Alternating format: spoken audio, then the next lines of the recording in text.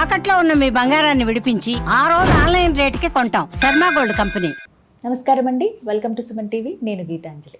ఇవాళ మనతో పాటు ఉన్నారు భారతీయ శంకరపీఠం వ్యవస్థాపకులు, ప్రముఖ ఆధ్యాత్మికవేత్త, జ్యోతిష్యులు, బ్రహ్మశ్రీ అన్నవరపు తిరుపతి మూర్తి అవధాని గురువు గారు. వారితో మాట్లాడదాం.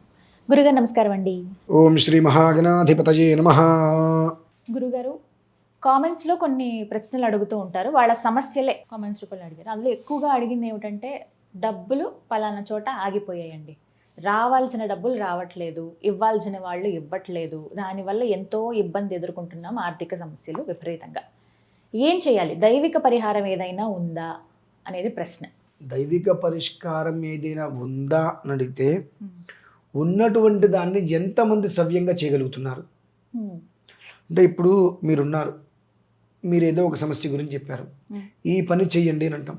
వెంటనే చేస్తాం అంటానికి ఎన్ని రోజులు చెయ్యాలంటానికి తేడా ఉంటుంది. ఇక్కడ ఎన్ని రోజులు చెయ్యాలి అనేటువంటి దాంట్లో ఎప్పుడు ఆపాలనే వస్తుంది కదండి. ఈ ఒక శ్లోకం ఇచ్చి, ఈ శ్లోకం ఇన్ని రోజులు చేయండి, ఈ శ్లోకం మీరు చెయ్యండి అంటాం. ఎన్ని రోజులు చేయాలని అడుగుతారు. అయిపోయింది. ఎన్ని రోజులు చేయాలి అని ఎప్పుడైతే ప్రశ్న వచ్చిందో, చేస్తున్నటువంటి దానివల్ల ఫలితం పొందలేం. ఎందువల్లంటే ఎన్ని రోజులు చేయాలి అనేటువంటి దాంట్లో ఎప్పుడు ఆపాలి అని ఉంటుంది. మీకు ఆలోచన లేకపోవచ్చు, ఎన్ని రోజులు చేస్తే మన పని పూర్తవుతుందనే ఉద్దేశంలో మీరు ఉండొచ్చు. ఎన్ని రోజులు చేయాలి అనగానే ఎప్పుడు ఆపాలి అనేటువంటిది అక్కడ. ఈ చిన్నవి మనం గమనించుకోవాలి. ప్రతి దానికి శతకోటి దరిద్రానికి అనంతకోటి ఉపాయాలు ఎప్పుడూ ఉంటాయండి. చాలా తేలికగా అయిపోయే ఉంటాయి. ఆ తేలికగా అయిపోయేటువంటి వాటి జోలికి మనం వెళ్ళాం. కానీ ఎందుకు వస్తాయండి ఈ సమస్యలు? ఇవి కూడా జాతకంలో ఏమన్నా ఉంటే అలా అవుతాయా, పనులు ఆగిపోవడం? ఒక సమస్య ఎందుకు వస్తుంది అంటే, ప్రధానంగా నీ జాతక చక్రం ఒకటైతే, నువ్వు ఉండే విధానం. పొద్దున్నే స్నానం చేయకపోవడం అంటే, సూర్యోదయంలోపు స్నానం చేయాలి, మనం అట్లాగో చెయ్యం. చెప్తున్నా మరి, ప్రతి ఇంట్లోనూ కూడా మరి ఆ ఇబ్బందులు వస్తూనే ఉన్నాయి. మనం ఏదైతే చెయ్యవలసింది ఉంటుందో ఉచితంగా అవి మనం చేయట్లా. ఆ ఉచితంగా చేయవలసినవి మనం చెయ్యట్లేదు కాబట్టి వాటిని ఖర్చుతోటి చేయించుకోవాల్సిన పరిస్థితి ఏర్పడింది. ఇందులో ఒక్కొక్క విధానానికి ఒక్కొక్క పరిష్కారం ఉంటుందమ్మా. నష్టధనం, మనం ఎవరికో అప్పిచ్చాం, అప్పు తిరిగి మనకి ఇవ్వట్ల, లేదంటే మనం ఎవరికో ఇవ్వాలి, మనం ప్రయత్నం చేస్తున్నాం, ఇవ్వలేకపోతున్నాం. రుణం అనేటువంటిది ఏ రకంగా ఉన్నప్పటికీ కూడా విమోచనం కావాలి, రుణగ్రస్తులు కాకూడదు అనేటువంటి విషయంలో ప్రయత్నాలు చేస్తున్నాము. వ్యాపారంలో నష్టపోయాము, మోసపోయాము. ఇటువంటి వాటికి 100 సార్లు మనం చెప్పాము. ఇంకొకసారి కూడా చెప్తున్నాను, కార్తవీర్యార్జునుడే ప్రమాణం. ఎందుకంటే మీకు భారతీయ శంకరపీఠంలో కార్తవీర్యార్జునుడి శాంతి గురించి ఒక వీడియో, అందులో ఉన్న కామెంట్స్ చదవండి. 7 నెలల క్రితం తప్పుపోయిన వ్యక్తి ఆ విధానాన్ని అనుసరిస్తే వచ్చారని చెప్పి, బంగారం పోయింది, ఇన్ని రోజులు నేను చేశా, నాకు తిరిగి వచ్చింది, కామెంట్స్ అందే అనివ్వండి. ఎంత సంతోషం అనిపిస్తుందో అవి చూసినప్పుడు. పోయినటువంటి వస్తువు అంటే ఆ విషయాన్ని దృష్టిలో ఉంచుకొని ఆ కార్తవీర్యార్జునుడి శాంతి ఒకటి ఉంటుందమ్మా. ఆవ నూనె, మామూలుగా కూడా ఆవు నెయ్యి నువ్వుల నూనెతో మనం చేయాలి ఎక్కడైనా. కానీ కొన్ని పాశుపతాలుగా ప్రయోగం చేసేటప్పుడు ఆవ నూనె ఇటువంటి చాలా శ్రేయస్కరం. ఉప్పు తీసుకొని, రాళ్ల ఉప్పు ట్రయాంగిల్గా ఉప్పు వేసి, దాని మీద ఓం శ్రీ కార్తవీర్యార్జునాయ నమః అని చెప్పి ఈ ట్రయాంగిల్కి ఇలా వేసినప్పుడు ఈ మూల ఇది స్ట్రైట్గా రాసుకొని, మధ్యలో పురోం అని రాయాలి. అంటే అది ఒక వైదిక ప్రక్రియ. ఒక బ్రాహ్మణి పిలిచి మనం చేయించుకోవాలమ్మా.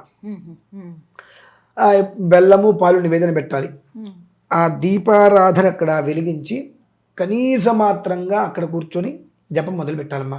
అంటే ఈ రోజు నేను ఎక్కడికి బయటికి వెళ్ళక్కర్లేదు అనేటువంటి రోజుని చూసుకోండి. ఎందువల్లనంటే, కార్తవీర్యార్జునో నామరాజా బాహు సహస్రవాను తస్య స్మరణ మాత్రే నగతం నష్టంచ లభ్యతే అనేటువంటిది 5000 సార్లు అక్కడ కూర్చొని చేయాలి. 5000 సార్లు అక్కడ కూర్చొని చేయాలి. అలా తర్వాత కనీసం రోజుకు 1000-1500 అలా చేసుకుంటూ మీరు కనీసంగా 54,000 సార్లు ఆ జపం చేయించండి. ఆ మొదటి రోజు అర్చన చేసేసిన తర్వాత 54,000 సార్లు ఆ మంత్రాన్ని జపించండి. అది ఎంత పెద్ద వస్తువైనా, ఎక్కడికి పోయినా, ఎంత నష్టపోయినా భగవంతుడు ఖచ్చితంగా ఏదో ఒక రూపంలో తీసుకొచ్చి అందజేస్తాడమ్మా. చాలా మందికి ఉపయోగపడింది. చాలా మంది వాళ్ళు నష్టపోయిన ధనాన్ని, మోసపోయిన మనుషుల నుంచి తిరిగి రాపించుకోవాల్సిన డబ్బుని, ఇటువంటివి వ్యాపారంలో నష్టపోయినవి ఎన్నో రకాలుగా నష్టం అనేటువంటిది లేకుండా వాళ్ళు మళ్ళీ తిరిగి బాగుపడ్డారు అనేటువంటిది నాకు సంతోషం అనిపించింది చూస్తే. ఆ కార్తవీర్యార్జునుడికి శాంతి చేసుకోవటం చాలా శ్రేయస్కరం అమ్మ. ఒక్కసారి ఒక మంగళవారము ఒక శనివారము ఈ రెండు ప్రధానం, కానీ ఎప్పుడు చేసినా ఫలితం ఒకటే వస్తుంది. మంగళవారం రోజున ప్రారంభించొచ్చా అండి? అయ్యో కంటిన్యూ 4-5 రోజులు. మంగళవారము అంటేనే జయవారం అమ్మ. అది జయవారము అంటే మనం తలపెట్టినటువంటి క్రతువు మనకు జయం కలగాలంటే అది మంగళం, నిత్య శుభమంగళం అంటాం కదమ్మా. వారంలోనే మంగళం ఉంది, కానీ మనం మంగళవారం అనగానే మంగళం అయిపోతుందేమో. మంగళం అంటే మనకు మన దృష్టిలో మంగళం పాడించాలంటే నాశనం అయిపోయింది అని. అంటే శుభం అని కదండి అర్థం. మనకు ఎప్పుడు నెగిటివ్ మాత్రమే మైండ్ ఆలోచిస్తుందండి. అంతే కదా, నెగిటివ్ మాత్రమే మైండ్ ఆలోచిస్తుంది, పాజిటివ్ తీసుకోదు. మంగళం పాడిందిరా అంటే నాశనం అయిపోయిందిరా అని అర్థం. అంటే మంగళం అంటేనే అందులోనే చెప్పబడింది శుభమంగళం అని చెప్పి, మంగళ వాయిద్యాలు అందులోనే చెప్పబడింది. కానీ ఆ ఒక్క విషయంలో మంగళవారం శనివారం శ్రేయస్కరం. ఒక కారణం చేత ఆ 2 రోజులు మీకు ఏదైనా సెలవు లాంటిది దొరక్కపోతే ఈ రోజు నేను బయటికి అంటే కనీసం ఆ 5,000 జపం చేయాలంటే మీకు 6 నుంచి 7 గంటలు పడుతుందమ్మా. కనుక నాకు వేరే ధ్యాస లేకుండా ఈ రోజు నేను దీంట్లోనే కూర్చోగలుగుతాను అనుకున్న రోజు మీరు మొదలు పెట్టండి. మీ జపం పూర్తి అయిపోయిన తర్వాత ఆ దీపం కొండెక్కేంత వరకు అలానే ఉంచండి. నీకు ఇప్పట్లో ఆ యోగం నుంచి నువ్వు బయటపడవు, నీకు ఇప్పట్లో అప్పు తీరదు, నువ్వు బాగుపడతావా పడవా అనేటువంటి విషయం ఆ దీపారాధన చెప్పేస్తుందమ్మా. కొంతమందికి 3 రోజుల పాటు వెలుగుతూనే ఉంటుంది అది. అలా ఒక రాత్రి తెల్లవారు నీకు వెలుగుతూనే ఉందా, కష్టం అది. నీకు ఇప్పట్లో అది అవ్వదు, మరలా ఇంకొకసారి ప్రయత్నం చేయటమే. అంటే స్వామివారిని మనం అర్చించటం, నాయన నా కష్టం ఇది, దీనికి బాధ్యుడివి, దీనికి కర్తా కర్మ క్రియ మొత్తం నీ మీదే ఉంది, దీనికి పూర్తి అధికారం నీకే ఉంది కాబట్టి నేను నిన్ను అర్చిస్తున్నాను అని చెప్పి మనం పెట్టుకున్నప్పుడు ఆ రాత్రి తెల్లవారే సమయానికి దీపం కొండెక్కేందుకు దాన్ని కదల్చకూడదు మనం. ఆ రాత్రి తెల్లవారి మళ్ళీ మధ్యాహ్నం వరకు అది ఉంది అంటే నీకు ఇప్పట్లో ఇందు నుంచి నువ్వు బయటపడలేకపోతున్నావు అని చెప్పి మనకు తెలిసిపోతుందమ్మా. అదొక సంకేతం ఖచ్చితంగా. అంటే త్వరగా కొండెక్కటం అనేది సమస్య తీరిపోయింది అనడానికి అర్థం. అట్లా అని చెప్పి ఇంత నూనె పోయకూడదు, ఎక్కువ నూనె పోయాలి, దానికి ఇంత కప్పు పట్టాల్సిందేనమ్మా. దానికి ప్రమిద కూడా దానికి ప్రమాణం ఉంది, ప్రమిదకి కూడా ప్రమాణం ఉంది. నీ అదృష్టం అందుంటే నువ్వు ఇంత మూకుడు పెట్టినా తెల్లారదంటే కొండెక్కేస్తుందమ్మా. అది ఇంత ప్రమిద పెట్టినా నీ కర్మ ప్రార్థన 2 రోజులు వెలుగుతూనే ఉంటుంది. అది మనకు శీఘ్రములో నువ్వు అనుకున్నటువంటి సంకల్పం నీకు వెంటనే నెరవేరుతుందా నెరవేరదా అనేటువంటి విషయం చెప్పేస్తుంది. అంత గొప్పది. ప్రాక్టికల్గా కూడా మీరు ప్రయత్నం చేయండి. ఇవాళ ఉదయం చేస్తారు, రేపు ఉదయానికి కొండెక్కేసింది అంటే అదృష్టవంతులే. రేపు మధ్యాహ్నం వరకు కొండెక్కలేదు అంటే ఇంకా ప్రారంభ కర్మ అనుభవించవలసింది ఉంది. కాబట్టి ఇంకొకసారి మళ్ళీ స్వామివారిని మనం అర్చించుకోవాలని చెప్పి అయిన తర్వాత అది మొత్తం తీసుకొని మూట కట్టేసేసి నీళ్ళలో వేసేయాలమ్మా. నీటిలో వేసేయాలి. అక్కడతోటి మనకు పట్టినటువంటిది పూర్తవుతుందా అవదాన విషయం తెలిసిపోతుంది. అక్కడ దీపారాధన కొండెక్కేసింది, సంతోషంగా నీళ్ళు వదిలేస్తాం. లేదనుకోండి మనకు బాధ మనకు ఉంటుంది, కానీ అక్కడ మీరు బాధపడద్దు. అన్ని దోషాలు ఉన్నాయి వెనకాల, అందులో నుంచి సగం తగ్గింది. ఇంకొక ప్రయత్నం చేద్దాం. మీరు ఒకసారి ఇంటర్వ్యూకి వెళ్ళారు, రాలేదు, ఆగిపోతున్నారా? మరలా కానీ భగవంతుడి విషయంలో మరలా ప్రయత్నం చేయాలంటే వామ్మో చేసామండి అసలు అవ్వలేదు, మాకు అచ్చి రాలేదని చెప్పేస్తూ ఉంటాం. అదే అంటున్నా, మరలా నీకు కర్మ ప్రారంభం అనేటువంటిది నువ్వు ఒక ఆరాధన చేస్తే ఏ ఆరాధనైనా 72 గంటల్లో తెలిపోతుంది.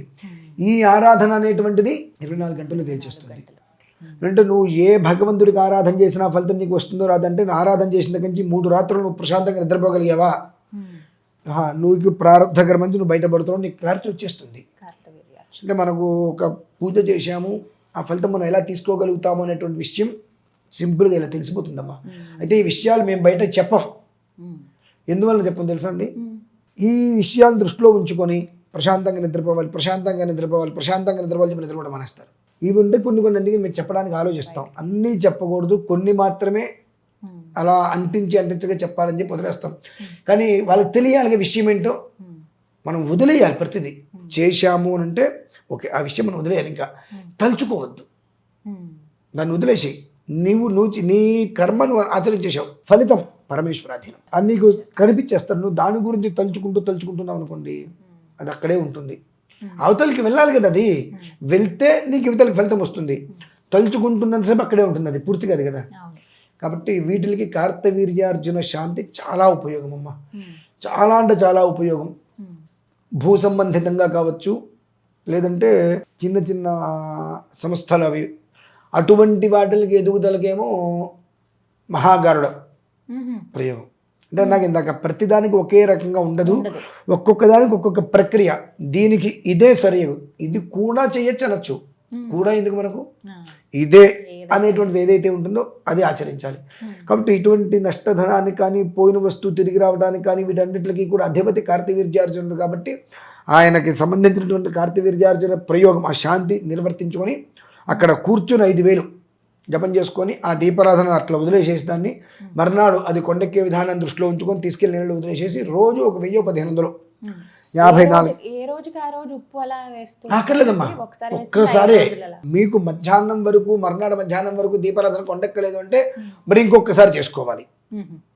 మరి ఇంకొకసారి స్వామివారిని ఇంకొక వారం రోజులు 10 రోజులు టైం తీసుకొని మళ్ళీ ఇంకోసారి ఆచరించవలసిందే. ఇప్పుడు 54,000 పూర్తి చేయాలి, జపం పూర్తి చేయాలమ్మా. ఈ 54,000 మీరు జపం పూర్తి చేసే లోపే ఏర్పాటవుతుంది.